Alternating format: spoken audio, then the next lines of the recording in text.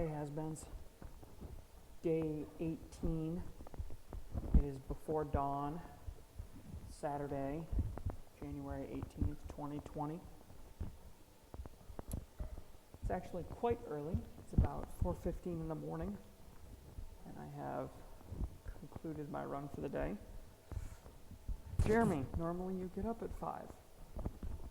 Why are you done with the run and cooling down at 4:15? You may ask. Well, my daughter got sick last night in the stomach sense, not in the upper respiratory or lower respiratory got sick sense. So I woke up to she also joins us sometimes to snuggle in bed. She'll wake up in the middle of the night and she'll get lonely and she'll come join us. And so we got a very rude awakening around 2:15, 2:30 this morning that required a significant amount of cleanup, multiple loads of laundry, multiple showers. Yeah, it was pretty bad. And after about an hour of running around frantically, bathing her, cleaning up, the usual stuff, I came to the conclusion at around 3 o'clock in the morning that no way I could go to bed for the next 2 hours and then get up and then do a run. It just didn't make sense. So while the day would be quite difficult, especially the afternoon would be quite difficult if I got up 3 hours early, and it would be much more difficult to go back to bed, fall asleep for 2 hours, and then try and get up and get my run in. It didn't make any sense. So that is how I ended up running at 3:30 in the morning. We also got a significant amount of snow here. I know a lot of people across the Midwest and the Northeast are getting hammered right now with snow. We've got a couple of inches so far. It's projected to continue into late morning, early afternoon. So the whole town is basically in a state of emergency, so there's really no cars on the road or anything like that. It's actually pretty quiet and peaceful. And the snow is coming down quite a bit. So,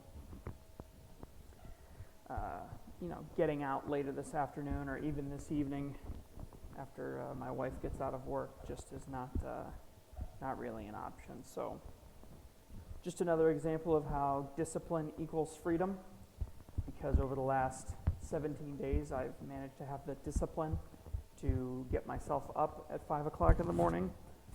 It has allowed me the freedom to be flexible when it comes to my morning schedule. So when emergencies like this arise,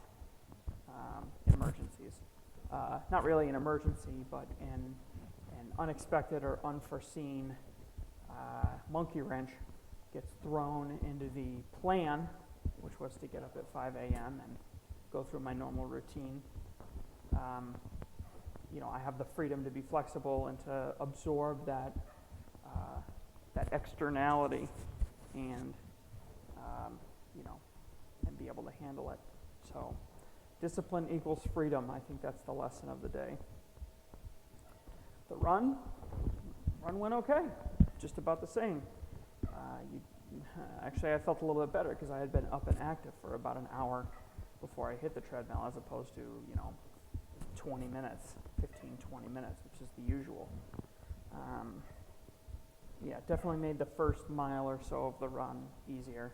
It's 4 miles, 32 minutes, stuck to the 8 minutes per mile speed limit. Legs are getting a little achy, shins are getting a little achy. Once again, I think I've said it 100 times already so far. Shoes need to get upgraded. That's becoming more prevalent as the days pass. So payday was yesterday, so I think I'm going to take some action on that open item. Other than that, feeling good. This is, the other good part of this is that I'm going to get a little extra rest going into the long run tomorrow. I said I would talk about what I'm going to do. I'm probably going to do something like I'm looking to get 7 miles in, so I'll probably do something like a 2-mile warm-up, nice and easy, and then I'll do some rolling hills. Actually, they won't really be rolling because there isn't a downhill setting on the treadmill, so it'll probably be more like up and then flat and then up and then flat, and it'll probably be something like a 1/4 mile up and a 1/2 mile flat. I'll probably try and keep the pace the same. That's always kind of the goal, keep the pace the same throughout the entire thing. So I'll do about 4 miles or so of that. I'll do the math and figure out where it rounds out, and then I'll do about a mile of a nice easy cool down. So should be just under an hour of running, right? If I maintain, let's say, 8-minute mile pace, should be about 56 minutes for 7 miles. So getting close to that mile threshold, and then I have a chance to enjoy a down week, which for me is going to mean basically the same Sunday run, basically the same Wednesday run. I want to keep those tempos going consistently. That's a great way to build early fitness. I'm going to pepper in some more strides, and then it's going to be basically my easy recovery run days are just going to be shorter. Instead of doing 4, I'm going to do 3, and I'm going to remove the speed limit there, so if I'm feeling good, I'll pick it up a little bit, and I'll run a little bit faster than 8-minute pace. So, still feeling good, still feeling ready. Continuing the streak, 18 days strong, more than halfway through the month, and I'm starting to put together a plan for the next few weeks, that I really think is going to help set me up for success going forward. So, wherever you are, whatever you're doing, I hope that your running is going very well.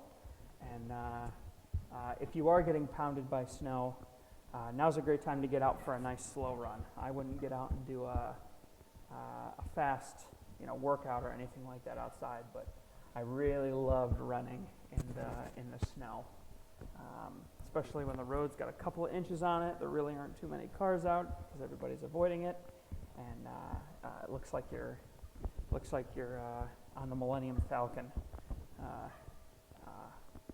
going warp speed through space. So, get out, get a run in, get a walk in, enjoy the weather, get a snowshoe in if you can, and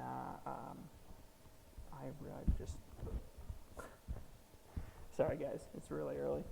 I'll catch you guys tomorrow.